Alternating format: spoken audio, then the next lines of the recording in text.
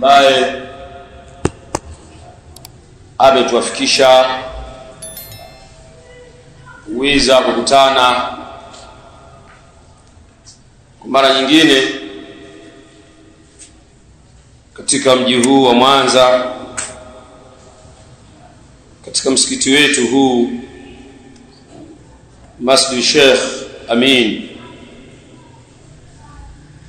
hapa Rufiji. Allah subhanahu wa ta'ala awalipe kheri viongozi wake, kadhalika mashekhe ambao wanasimamia markazi hii, na tuthibitishe sisi katika haki pamoja na wao, tujalie mwisho mwema. Kwa hakika mimi ongea katika msikiti huu si mara ya kwanza wala mara ya pili, ni mara ambazo hazina idadi, na kubwa sisi hukumbushana mambo ambayo yanayofungamana dini yetu Uislamu. Na kama tunavyosema siku zote kwamba katika hii dini yetu kuna mambo mengi sana ya sisi kukumbushana, mengi sana ambayo yatakikana tuyafahamu, bali kuna yale ambayo pia yanajiri katika ulimwengu, katika nchi yetu, katika miji yetu. Pia tuna haki sisi ya kuweza kukumbushana kwayo, na mengine yanakuwa ni ibha, mazingatio kwa yale ambayo yanayotokea, na wakati mwingine pia tahadharishana katika baadhi ya mambo kabla ya kutokea, kwa muongozo wa Qur'ani kadhalika na sunna za Bwana Mtume sallallahu alayhi wasallam. Kwa maana yule ambaye mwenye maarifa na uelewa bila shaka atakuwa ni mwenye kuelewa, yule ambaye mwenye kutaka salama atafuata. Sasa muhadhara wetu wa leo, mimi nitasoma kauli ya Sheikh Al-Albani rahimahullahu ta'ala, ndio itakuwa utangulizi wa muhadhara huu.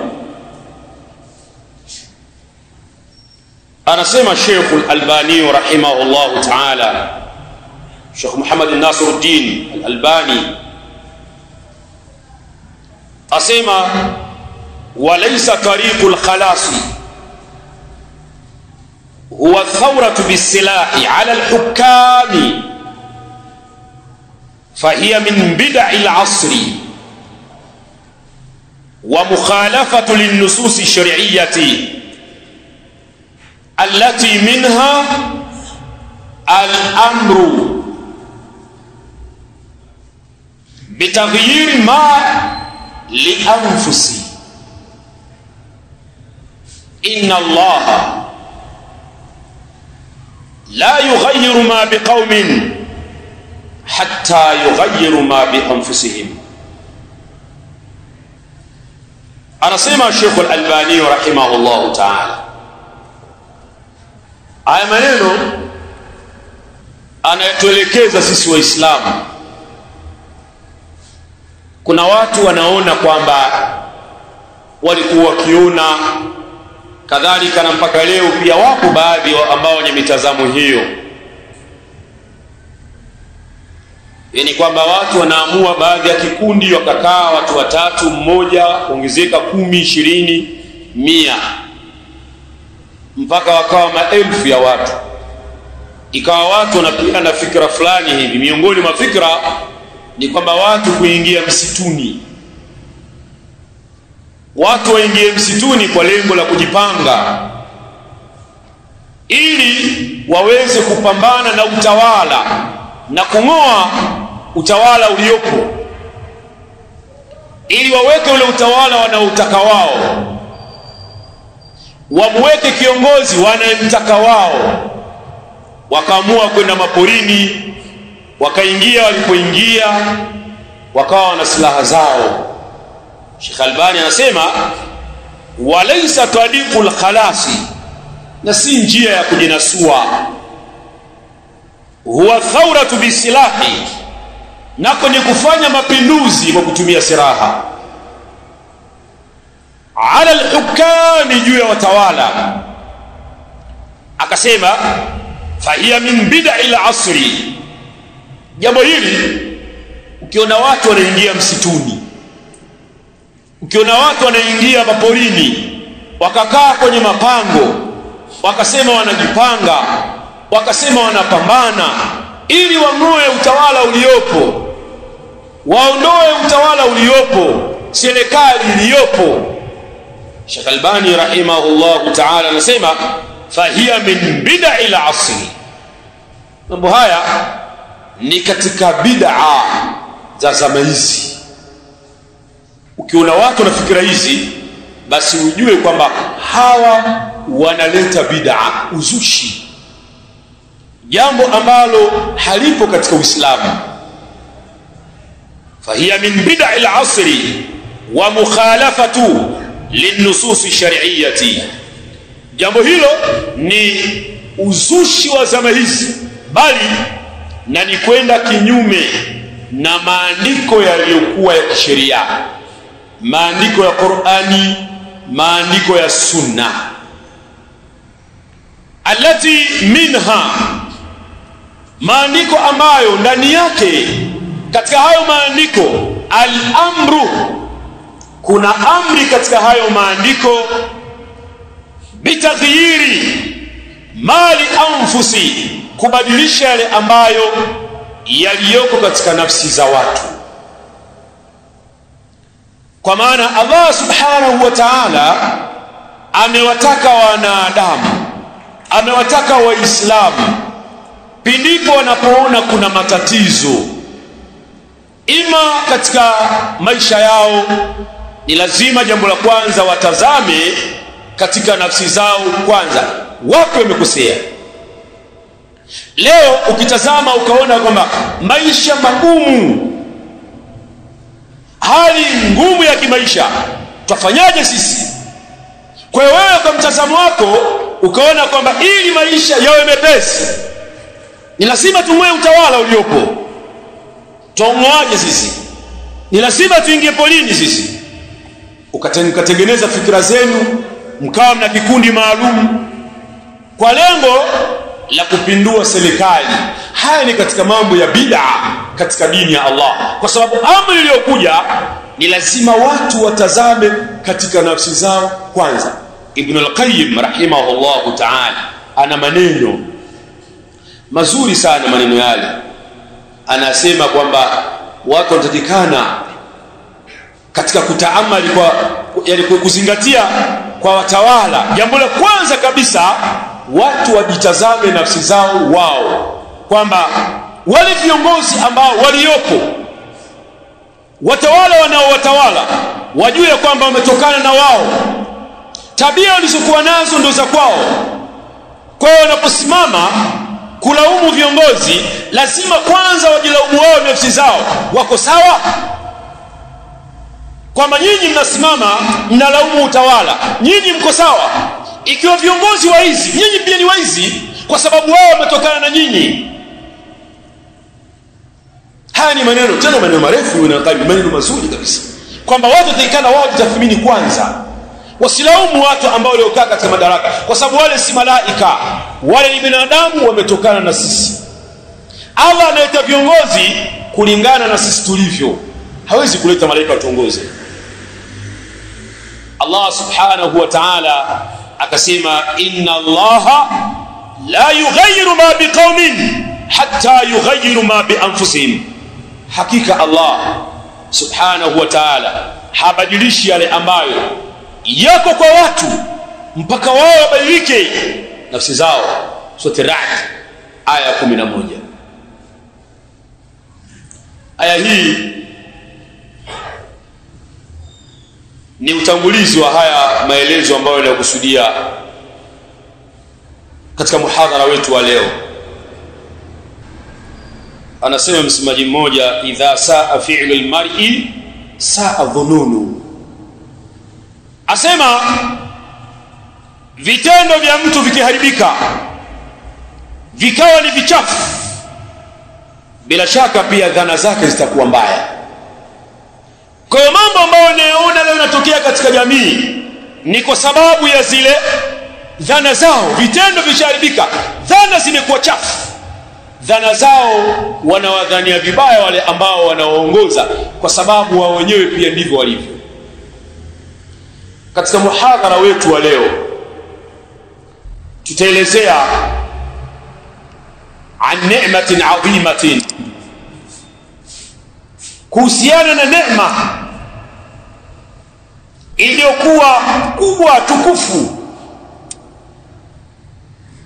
Qalla man yatafakkaru fiha, ni wachache ambao wanatafakari kuhusiana na neema hiyo, kwamba hii ni neema. Lakini je, ni watu wangapi ambao wanatafakari na kujua kwamba hii ni neema? Wanadara man yashkuru Allah alaiha, kadhalika na ni wachache mno ambao wanamshukuru Allah kwa neema hiyo. Ala, tambueni ya kwamba wa hiya ni'matul amni, neema ya amani. Muhadhara wetu tutaelezea neema ya amani. Hadhihi ni'matu allati, hii ni neema ambayo idha fukidat, pindi ikipotea neema hii, lam yanfa insanan ta'amun wala sharabun. Neema ya amani ikipotea, hakitomnufaisha mwanadamu chakula wala kinywaji, kwa sababu tayari neema ya amani imeondoka. Wala baitun wala malun, kadhalika itomnufaisha mtu nyumba wala mali. Hakuna ambaye atakayesimama kusema ailinde nyumba yake. Neema ishaondoka, nyumba inabomolewa, utakimbia, hakuna thamani tena nyumba. Mali utazikimbia ambazo wewe unasibiriki. Hakuna cha gari, hakuna cha pesa, hakuna atakayefikiria chochote zaidi nafsi yake na kukimbia.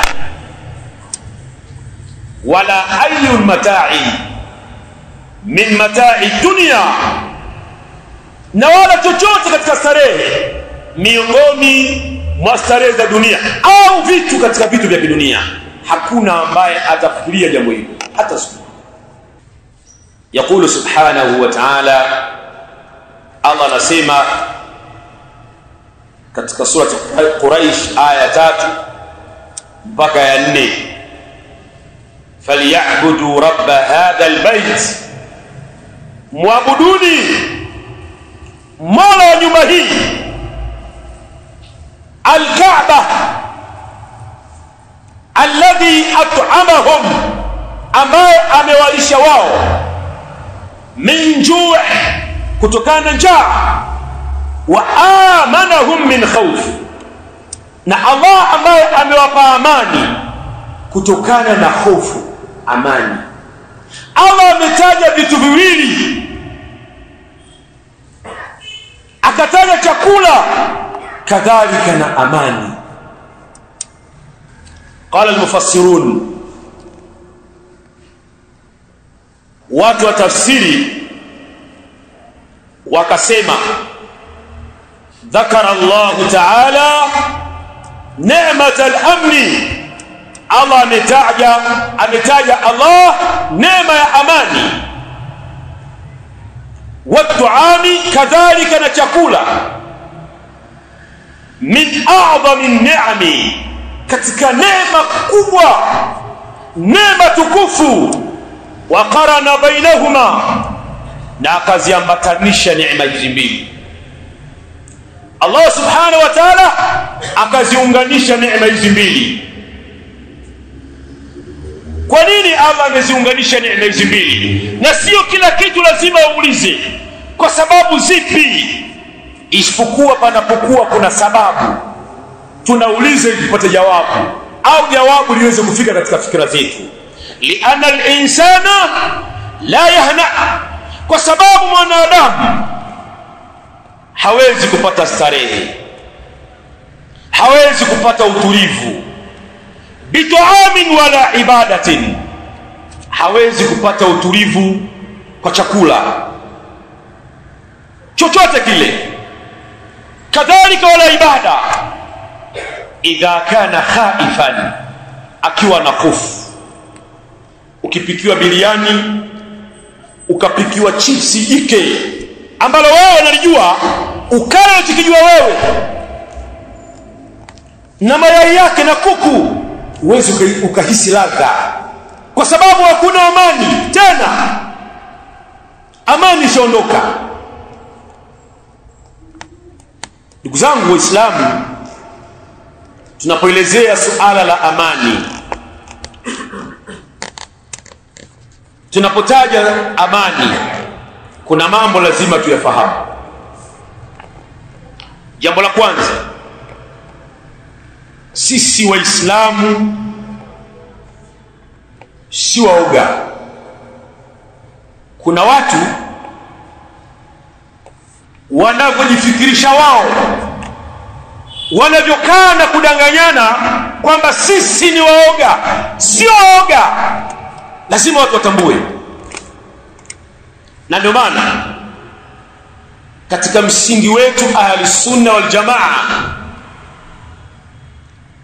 Mtume sallallahu alaihi wasallam anasema la ta'ata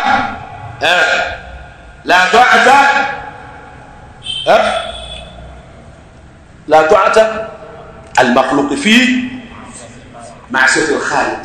Hakuna toa ya kumtii kiumbe kwa kule kumwasi muumbaji. Maana yake nini? Sisi katika Uislamu tuna mwongozo, na hili kijana wa Kiislamu lazima utambue ya kwamba ndani ya dini yetu ya Uislamu tuna mwongozo. Utawala wowote, kiongozi yoyote atakayekuwa anaongoza sio kwa mujibu wa Qur'an na Sunna, akawa anaongoza katika nchi yetu hii au katika nchi yako unayoishi, basi sheria inakwambia lazima utamtii, isipokuwa tu pale atakapokuamrisha kumuasi Allah. Hakuna toa. Muislamu kwa msingi huo yuko tayari kufa. Hili jambo liko wazi na huwa tunalieleza. Ndio dawa yetu, ya kwamba dawa yetu ndivyo ilivyo. Kiongozi yoyote atakayekuwa akituamrisha maovu, kwamba tumuasi Allah, hatuko tayari katika hilo, tuko tayari kufa. Lazima watu watambue, huu ni msingi. Kwa hiyo tunapoeleza suala amani, haimaanishi kwamba tunaogopa kufa. Uislamu katika dini yake, ndani ya dini yetu ya Uislamu kuna kitu kinaitwa jihad. Al-jihad fi sabilillah, kupambana, jihadi. Jihadi hiyo lazima mfahamu, kuna jihadu talab na jihadu difaa. Jihadi ya kutakiwa na kiongozi fulani fulani fulani, mnatoka kwenda kupambana. Hakuna kusema mimi siwezi, mimi kadha, lazima utoke. Ndio utaratibu wa Uislamu. Kile jambo liko hivyo na Waislamu wote wanalijua. Lakini kuna jihadi ya kujitetea. Sasa hivi tunaishi sisi katika nchi yetu hii, hakuna vita, hakuna mapigano.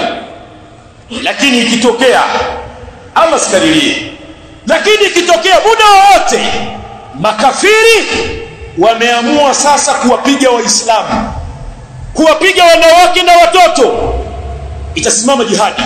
Hata leo hivyo ndivyo ilivyo katika dini yetu ya Uislamu. Haitoangaliwa nani na silaha nani hana, kitabego chochote. Sisi bwana tuko tayari muda wa kufa, muda wowote, kwa sababu tunaamini ya kwamba ukifa katika msingi wa jihadi ni peponi. huwezi kunibandua, yani huniondoi. Huo ndio msimamo sawa sawa. Kwa hiyo tunapoelezea suala amani, kuna mambo mengi ambayo yanachungwa katika Uislamu. Miongoni mwa hayo, kwanza watoto, wanawake, kadhalika kuna wale ambao sio watu ambao wametakikana kuwaua katika sheria. Dini yetu ya Uislamu inachunga mambo mengi sana, haina hamasa wala jazba wala vurugu, ina muongozo sahihi. Sasa utawasikia baadhi ya watu kwamba wao wakisimama wakianza kuelezea baadhi ya mambo, nitayataja kwa undani wake. Wakianza kuelezea baadhi ya mambo, utawasikia wanakuambia kwamba wengine wao wanaelezea tu amani, hawaelezei haki. Sio wengine, semeni Waislamu. Kama vile sisi tunavyosema Wakristo, maaskofu, wachungaji na mapadri, hawa ndio ambao chanzo cha vurugu ya Tanzania. Asiyejua ajue leo. Hatufichi, mimi nilishasema, nitasema Dar es Salaam nilisema, lakini hapo kwenda nasema haya maneno. Hili ndio jambo ambalo lilopo. Sasa wasiseme kwamba kuna wengine, ni sisi Waislamu. Alafu kuna baadhi ya watu leo katika mitandao wakikaa wanaeleza, wanasema kwamba unajua watu waelezee haki, hawa ni machawa tu, wewe ni papasi kunguni, wewe usioko na damu, usijitambua. Tunapoeleza suala la amani, lengo la kuja duniani nini? Waislamu hatukuletwa lengo la masala ya kuongoza katika hii dunia. Tumekuja kwa lengo moja la kumwabudia Allah, wa ma khalaqtul jinna wal insa illa liya'budun. Haya ndio malengo. Ndio maana tunasimama tunalingania watu suala la amani. Kwa nini? Ili watu waabudie Allah subhanahu wa ta'ala. Ama tukianza kuelezea haki, nitataja baadhi ya mambo. Tukielezea kwamba haki, kwa sababu leo ukitazama baadhi ya maaskofu, na leo hii kwa maana leo, juma ngapi leo? Jumamosi. Tumekaa wametoa tamko lao. Wao katika mambo ambayo wanayokuwa wanayataka, wanamtaka Rais Samia, kadhalika na serikali yake. Kwanza wanaitaka serikali ya Mama Samia, kadhalika na yeye mwenyewe wanamtaka. Miongoni mwa vitu ambavyo wanavitaka, wanataka ilindwe haki na uhuru. Hivi ni vitu ambavyo wanavitaka wao. Wanataka haki na uhuru pia ulindwe. Kutazama suala la haki, ni kweli haki inatakikana iwepo na watu wapewe haki zao. Hivi vitu ukivitazama, haki na uhuru, ndio mambo watu wengi wanapigia kelele sana, haki uhuru. Lakini nataka niwaambie, kabla sijaelezea haki, uhuru pasina mipaka ni vurugu. Na haya ndio ambayo yanatokea. Haya yametokea ni kwa sababu ya uhuru ambao hauna mipaka. Maana nilimsikiliza yule askofu mwenyewe anaongea, anasema yani nafikia hatua polisi wanatumia risasi za moto kuua raia. Hizo haki. Risasi za moto kuua raia. Hao waandamanaji walichoma sheri kwa kutumia nini? Wametumia nini? Kutumia moto. Na wao wanasema dawa ya moto, ndio huo wamekutana nao sasa. Kwa sababu wamechoma mali za watu. Sheria ya Uislamu, unapokuwa umevamiwa nyumbani kwako, umevamiwa na aliyekuvamia, ikiwa imeshindikana kumpa nasaha, kadhalika kujitetea, basi katika kujitetea una haki ya kumuua. Ukimuua kuna kesi. wale ni askari